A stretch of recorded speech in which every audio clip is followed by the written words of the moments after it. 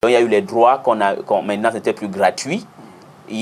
On a divisé l'Afrique en trois. Il y a l'Afrique du Nord, il y a le Nigeria et l'Afrique du Sud, parce qu'eux, ils ont les droits à part. Donc, il y a LC2 qui a eu LC2 qui est une chaîne béninoise. Béninoise, qui est basée à Paris, dont on faisait les matchs de la Champions League africaine, et puis les Coupes d'Afrique des Nations et d'autres tournois. Alors, mais vous avez parallèlement à cela passé un diplôme dans le marketing, le management à l'Institut de gestion de Paris. Qu'est-ce qui vous pousse à le faire? Parce que petit à petit, moi je voudrais, à un moment je me disais que bon, à un certain temps je vais laisser le journalisme pour faire quelque chose d'autre.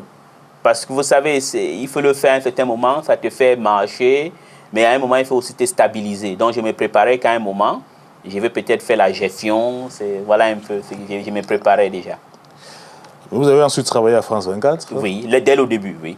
C'est-à-dire lorsqu'on a lancé France 24? Exactement, oui. Alors après LC2, ça a été France 24? Exactement. Et pourquoi vous dites dès le début, pourquoi vous avez abandonné? Ça s'est passé comment? Ça s'est passé qu'à France 24, on a eu un problème.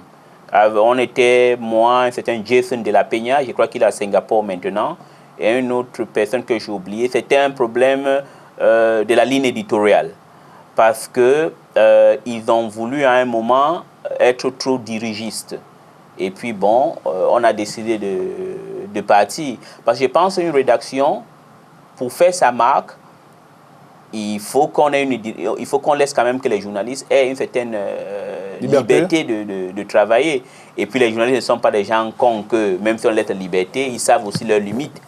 Et puis bon, la manière de travailler dans les rédactions anglaises a souvent des difficultés avec le système français. Pourquoi je dis ça? Beaucoup de journalistes francophones ou françaises est que souvent, ils ne font pas de très grandes études. Et vous voyez en France, les grands penseurs en France, les gens qui font école nationale d'administration ou ponts et chaussées, ils ont une certaine orgueil et on les apprend à diriger. Ça fait que ce sont des messieurs ou des dames. Ils croient qu'ils ont la maîtrise de tout. Pour contrecarrer ces genres de personnes, il faudra aussi que les gens qui sont dans le métier aient un peu le même profil. C'est ça qui fait que souvent, vous voyez que les journalistes francophones sont souvent... ils respectent beaucoup les gens. Et pourtant, en Angleterre, tu peux faire Eton ou Stanford. Et puis tu décides un jour que je vais être le journaliste. Je n'aurai pas peur de vous. On a fait les mêmes écoles. Il n'y a pas de complexe. Il n'y a pas de complexe, voilà. Il n'y a pas de complexe. Et vous allez même voir que la manière, vous allez voir même dans les questionnements, on ne demande pas comme je vois peut-être on fait comme Monsieur le ministre, est-ce que je peux? On pose Monsieur Thierry Ngongang, voilà, vous avez fait telle chose. Et même dans la manière d'aborder des choses. Vous pensez, Eli, qu'en Afrique et notamment au Cameroun, francophone, francophone, il y a eu cette transposition-là et que nos journalistes ici sont très, très obséquieux, ils sont complexés devant les autorités? Je crois, mais je découvre que si vous faites une comparaison entre les journalistes camerounais francophones avec les journalistes francophones du Gabon, du Congo, les journalistes francophones camerounais sont différents. Peut-être c'est parce qu'ils ont une influence, parce qu'il y a aussi les anglophones à côté. Parce que s'il n'y en avait pas, je crois qu'ils devaient être comme les autres. Et puis je pense aussi que les journalistes francophones camerounais de nos jours font un peu plus des études, ils voyagent plus et ils voient aussi, beaucoup vont aux États-Unis, ils voient ce qui se passe aux États-Unis ou en Angleterre et ils ne veulent pas faire comme les autres journalistes des autres pays. Il y a une grande différence parce que je fais une comparaison pour savoir. Oui. Vous avez travaillé à un moment donné aussi à Télé Sud, hein? Voilà, oui, j'ai travaillé là, c'est Télé Sud, c'est... En quelle année? De 2007, 2008 jusqu'en 2010 quand je suis parti.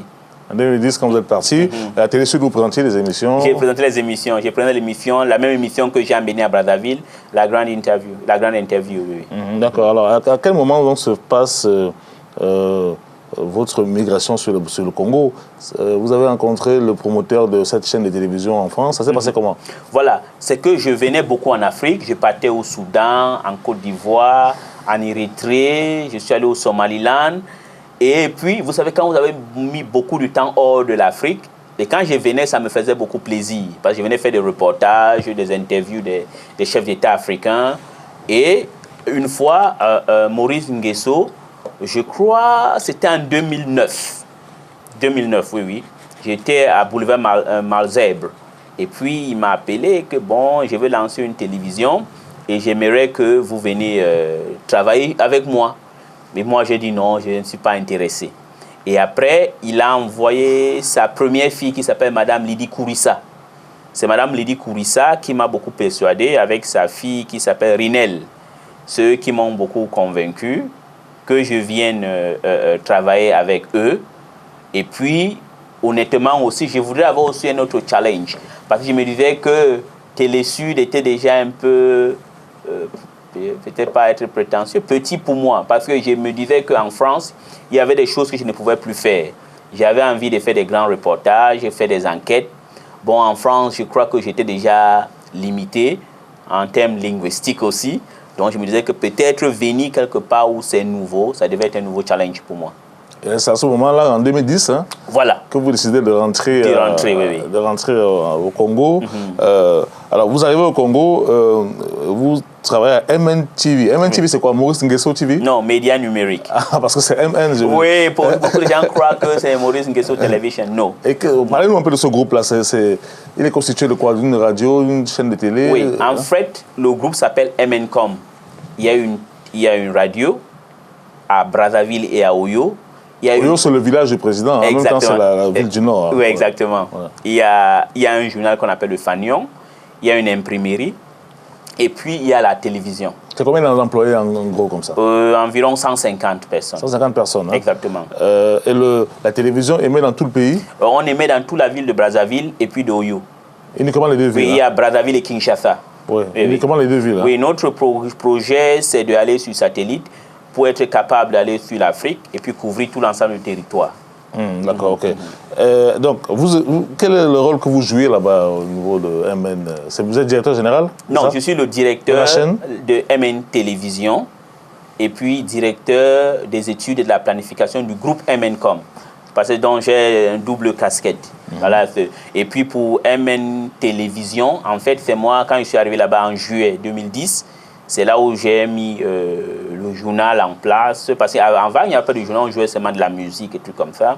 Donc, c'est un peu moi qui a commencé à faire... j'ai trouvé d'autres personnes là-bas que je les ai mis pour commencer à faire un journal, pour avoir des émissions. La plupart des émissions qui est là-bas, c'est moi qui les ai créées avec un certain Alexandre Pierre Bouga, qui était le directeur de programme.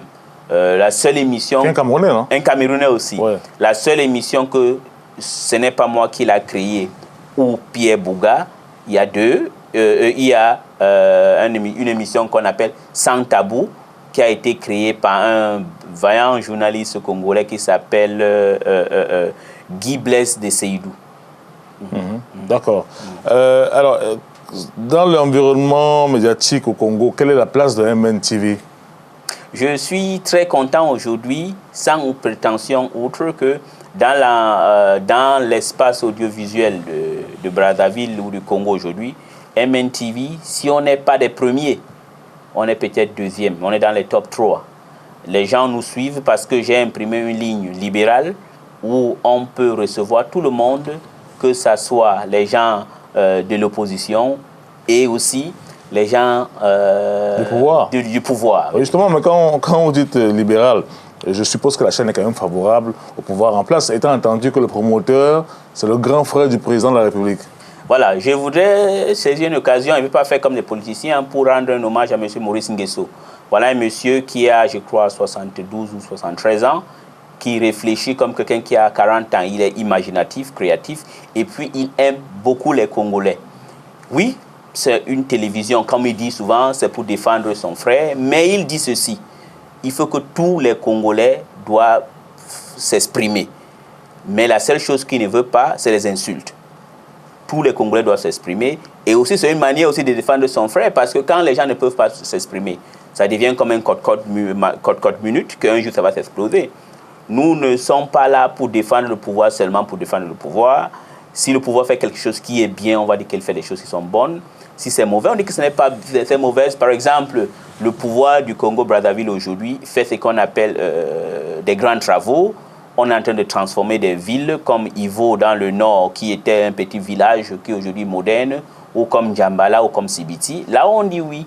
Mais s'il y a les choses comme la corruption, des choses comme ça, nous, on le dénonce aussi. Et j'ai vu effectivement que vous recevez plus ou moins l'essentiel du gratin politique au Congo. Je suis allé sur votre compte Facebook, non pas Facebook, compte Google. Google, oui. Hein, j'ai vu beaucoup de photos avec des ministres, avec des présidents de partis ou des responsables de partis, du PCT, de partis au pouvoir. Oui. En même temps, les Martin Berry qui sont dans l'opposition. Oui. Donc, c'est très, très... Oui, j'essaie d'équilibrer.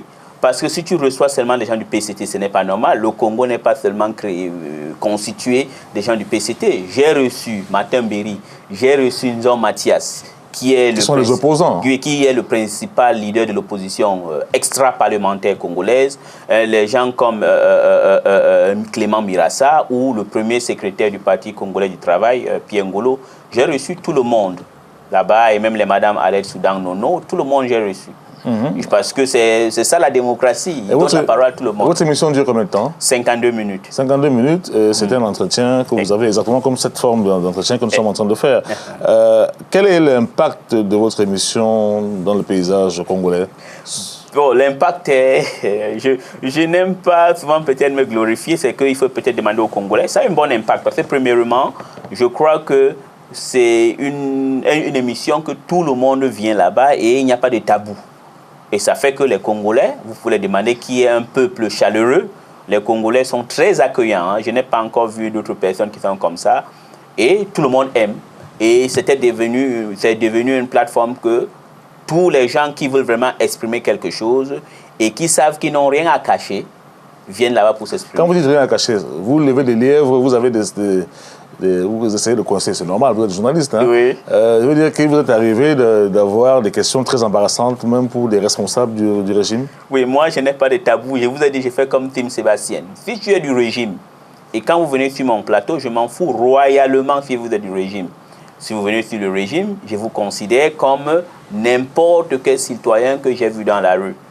Et puis je m'enquête, je me renseigne très bien et je pose toutes les questions. Par exemple, il y a un ministre que j'avais reçu, qui m'a beaucoup marqué, c'était le ministre Pierre Mabiala. C'était très dur. Le ministre de domaine, comment on appelle, de domaine... foncier? Oui, non, ce n'est pas foncier, le ministre de foncier. C'était difficile, mais je l'ai beaucoup aimé parce que après ça, j'avais cru que peut-être on va plus se parler, mais il était très sport et moi j'ai beaucoup apprécié de voir... savoir qu'il y a les gens qui peuvent s'exprimer avec ce genre de liberté et aussi affronter la réalité. D'autres se cachent, d'autres fuient, mais Pierre Mabiala n'a pas fui, Alain Akwala ne fuit pas les débats. Donc j'ai reçu un certain nombre de Est-ce que vous avez déjà été, avant le problème que vous avez eu, est-ce que vous avez reçu des menaces particulières? Est-ce que les gens ne vous ont pas dit certains responsables? Vous, l'étranger, là, vous venez dans le pays, c'est pas comme ça que ça se passe ici. Parce que, est-ce que les gens sont habitués à cette liberté de ton au Congo? Non, ils ne sont pas habitués. Pourquoi? Parce que, vous savez, chance ou pas malchance, après 1963, le Congo a pris le virage à gauche. Le virage marxiste rouge.